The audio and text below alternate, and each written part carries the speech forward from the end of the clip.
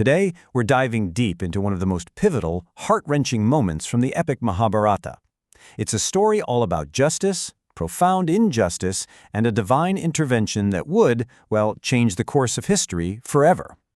So this all boils down to one single, terrifying question. This is the moral crisis right at the heart of the story we're about to explore. A moment where the line between right and wrong gets terrifyingly blurry. Okay, so picture this. We're in the Grand Assembly Hall of Hastinapur, and the air is just thick with tension. On one side, you've got the triumphant Kauravas, led by Duryodhana and his super-cunning uncle Shakuni, dice in hand. Opposite them, the 5 Pandava brothers, already trapped by the rules of a game they have catastrophically lost. And the losses, they were just staggering. Yudhishthira, the eldest, gambled away everything. His entire kingdom and all his wealth, gone, just like that, in the first throw. Then, one by one, he staked and lost his brothers, Bhima, Arjuna, Nakula, and Sahadeva, making them slaves. Then, he lost himself. And just when you think there's nothing left, Shakuni hisses that he has one final thing to wager. His wife, Draupadi. The dice rolled, and, of course, Shakuni won. Again. So Draupadi is dragged into the hall, and what's so crucial here is that she was in her private chambers, wearing just a single cloth, observing her monthly cycle, a time of sanctity that was just completely violated. But she wasn't brought in as some meek victim, oh no, she entered as a challenger.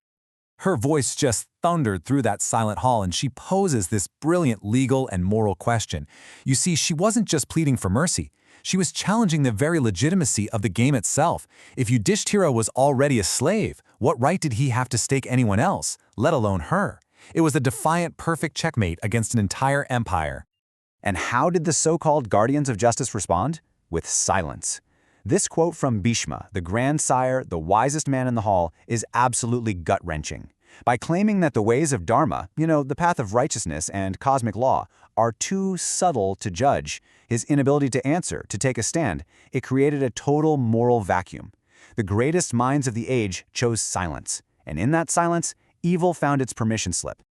With no one to stop him, Duryodhana gives this unbelievably cruel command. Strip her. Let the world see the wife of slaves. And his brother, Dushasana, just drunk on power and laughing like a madman, grabs the edge of Draupadi's sari and begins this horrific act right in front of everyone. This slide just lays out this stark and powerful contrast, doesn't it? On one side, you have her 5 husbands, legendary warriors, literally the greatest on earth, and they're just standing there, helpless, heads bowed in shame. And on the other side, there's Draupadi. Realizing no mortal can help her, she turns to her final resort. She raises her hands, not to fight back, but in a total act of surrender and prayer. And this is the turning point. This is the call that pierces through the cosmos. It's a prayer of absolute desperation and absolute faith, a direct call to Lord Krishna by his many names. She puts her entire being, her entire faith, into this one final plea for help. The story tells us that miles and miles away in his palace in Dwarka, Krishna hears her, and in the blink of an eye, he is there. Not in his physical body, but as this invisible divine force.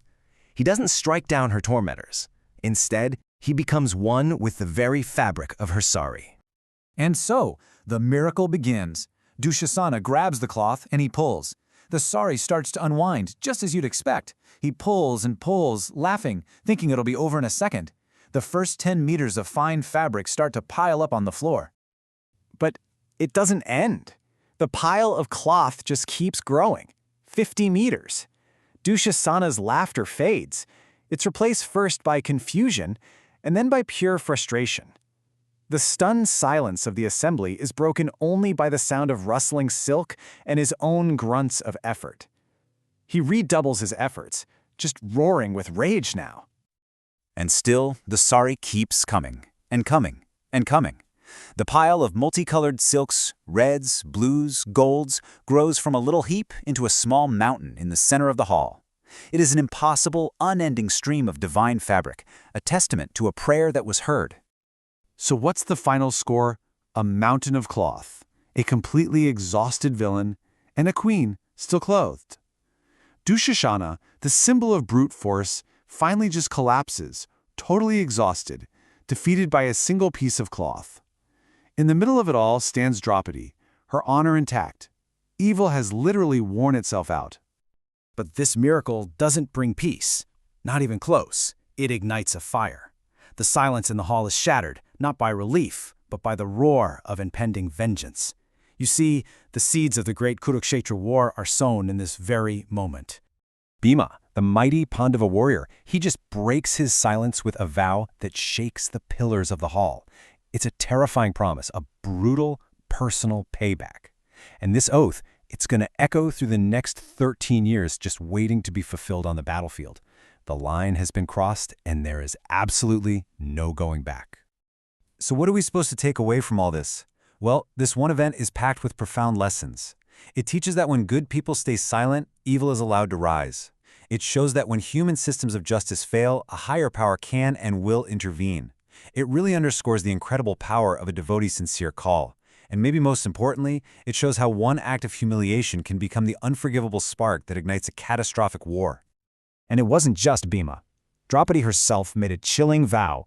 As a symbol of her unresolved humiliation and her demand for justice, she swore she would leave her hair untied until the day she could wash it in the blood of the man who tried to dishonor her. For 13 long years, her open hair would be a constant, visual reminder of the debt of blood that was owed. Which leaves us with this one final, powerful question to think about. The event is remembered as this amazing, divine miracle that saved a queen's honor. But was it also the point of no return? Was it the spark that made the devastating war of the Mahabharata not just possible, but completely inevitable?